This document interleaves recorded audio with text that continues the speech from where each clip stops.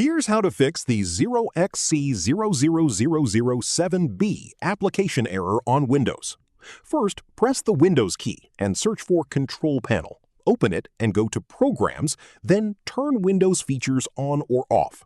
Make sure all the .NET Framework options at the top are checked. If any are unchecked, tick them and click OK.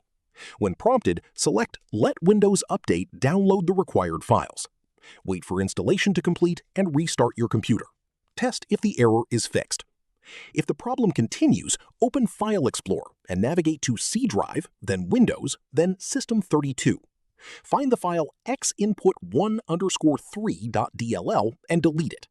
Then go back and open the syswow64 folder and delete xinput1_3dll there as well. Now go to your browser, search for Download DirectX, and install it from the Microsoft website. Finally, go to Settings, then Windows Update, and install any pending updates. Restart, and the error should be gone. If this helped you out, hit that subscribe button for more straight-to-the-point tutorials on step-by-click.